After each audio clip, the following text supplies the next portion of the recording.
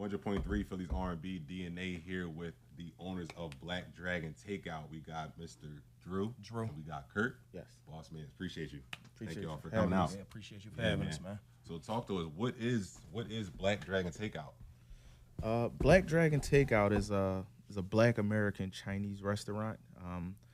It's located in West Philadelphia, 5260 Rodman Street. It was put into an old Chinese American takeout store, and we call it Black American Chinese food because the community we serve is predominantly Black and Black American, whether you're foundational Black American, Caribbean, Hispanic, Dominican, like Black American. Like, we have something that all across the board that caters to the clientele of the neighborhood that we serve. So Black American Takeout. Yeah, I looked at the menu. Y'all got man noodles. Yeah, like Dan, Yeah, but man. Yeah, I think that's beautiful, man. I love it. So, real quick though, I want you to go back into the hood of Philly and speak to the disparities of some of our impoverished communities and a home cooked meal. Like, what's the gap between those two? So the thing about the Chinese restaurants, they started out in our communities because of issues of colonialism and capitalism, how they were able to come in our communities and be able to set up Chinese restaurants in a structure of the business, and they live in the building, they serve out of the building, but out of that context of the building, Chinese people don't live in our community. So when they hire from within their family, their household. They're in the building. So when we wanted to do this and we wanted to address disparity issues in our community, the first thing is ownership. So we're planning to purchase our building, and after we purchase the building, we have like real estate upstairs that we could rent to employees or people in the neighborhood. We hire people from the neighborhood. We hire individuals that's been formerly incarcerated. We have a lot of youth gun violence. So instead of second chance always, a lot of times we're giving first chances to some people who could be out on the streets doing other things. So the whole restaurant encompasses a community driven mission of hiring, working, and reintegrating people back into society through the restaurant. I think it all starts with us owning the real estate and owning our own businesses. And from that, we're able to give our people a chance to do, things in the community that we haven't been able to do before. When we own our businesses and we own our real estate, we decide what happens. So it's a way to stop a lot of this gun violence and, people selling drugs out here and all this stuff if they just get a chance from the beginning. Mm-hmm. What's one thing that people may not know about your entrepreneurial career or journey? What's the one thing that you could tell them that they may not be privy to? I mean, I'm from Philadelphia, so I've seen everything that Philadelphia has to offer, from the good to the bad, from the drugs and the guns to, being an entrepreneur and starting a business. This isn't my first business. This is like my second, third business. And sometimes businesses fail, but you got to keep pushing till you find something that makes it successful. Yeah, and the funny thing about me and Drew's entrepreneurial path, it started with like the Philadelphia nightlife. So like Philadelphia nightlife, for a lot of people, that was a gateway into entrepreneurship. Maybe not knowing, but to go to a club owner and say, hey, we're going to rent your club out, and we're going to pay you this. We'll take the door, you sell tickets, you promote.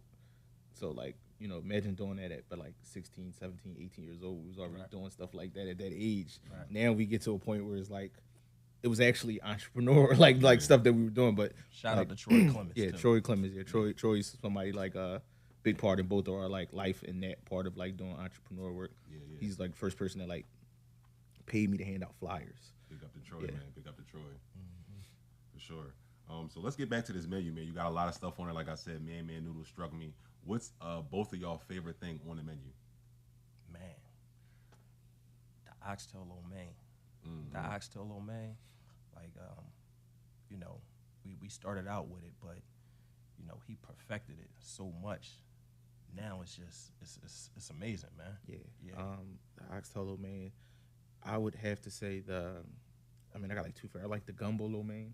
So we make a gumbo, and it's funny because most people that come for the gumbo lo mein, they be like, "Well, can you put rice in it?" Because like right. So it's like but the gumbo sauce and it comes like with a whole crab in it. People from Philly, we love crab. So and then my second would be like the General Roscoe's chicken because General Roscoe Robinson was the first black 4-star general in America. So when we talk about black American Chinese food, and we talk about how like Chinese American food, they use General Tao's chicken. So General Roscoe Robinson was the first black 4-star general in America, and he was from St. Louis. So St. Louis has a St. Louis barbecue sauce. So it's a St. Louis like barbecue sauce. Oh man, I can't wait to taste that. Something else that stuck out. These donuts, man, amazing. Sweet potato donuts. Sweet potato donuts, amazing. We're gonna get out here on some music. So what is your favorite song, artist, album to cook to? Reasonable Drought, Stove God. That's all I listen to. Yeah. I'm a Pusha T fan, man. Okay. Yeah, and then it's like I'm into Pusha T, but it's like Stove God, Pusha T, go back and forth. Got you. And then what is your mood for when you open a store versus closing the store? Are there two different moods, or are you banging out to the same music? No, it changes. Like, so some West Side Gun throughout the day. I'm a huge Griselda fan, so like any of that Griselda. And then like sometimes at night we do go into like so like we have a Black Dragon playlist. Okay. So it's like a bunch of like Asian inspired, like you hear some beats like we have Cisco. It starts off like the Unleash the Dragon. Okay. So Cisco starts the playlist off.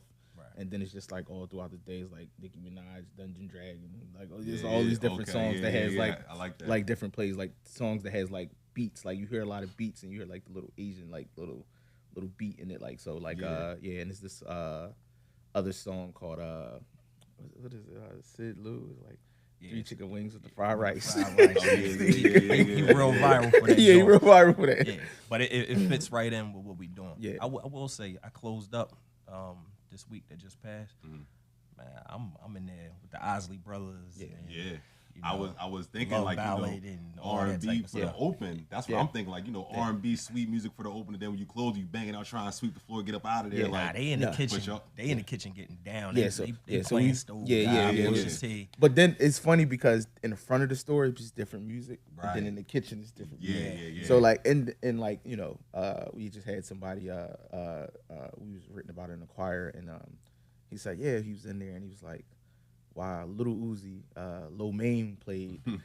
He's like, I waited and I heard Little Uzi, Lo Mein song, and it's like Chopstick came with a large Lo Mein. Like he was like into the song, so it was just like it switches throughout like the day, like moods. Yeah, definitely. Music sets the vibe. Music sets the aesthetic. So the way that you guys curate that playlist, make sure you get that to us so we can incorporate it in the interview and in the article when I write that up. Sure. I just want to give the youth, anybody that's watching this right now, that's been in y'all place before and want to get where y'all at or even further. Can y'all give them a gem?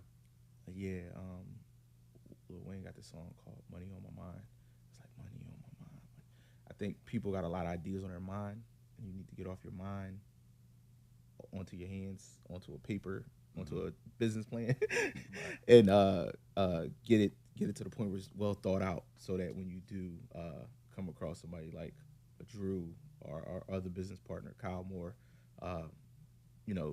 people can get behind something and say like, yo, this is a good idea. I see the vision and get behind it. So I think having all your have all your ducks in a row is very important. Yeah, be active, and don't let the small things separate you, man. You know what I mean? Like, it's best to get busy with your friends, you know, and build that relationship. If y'all could be friends together and y'all could run around and not have a dollar together, imagine how y'all gonna be when y'all got some money and y'all could take them trips and do the things that you want to do. Like, man, do some business with your friends. That's dope, man. Drew, Kurt, where can they find y'all at on social media? Black Dragon Takeout, Instagram, and Black Dragon Takeout pretty much on mostly all platforms. Instagram, TikTok, BlackDragonTakeout.com, online. Yeah. Like Kurt said, man, y'all see this spread in front of us. We about to run through this menu. Black Dragon. Location one more time for him. 5260 Rodman Street, Philadelphia, PA 19143. Get there. See y'all soon, man. It's 100.3 Philly's R&B. Thank you.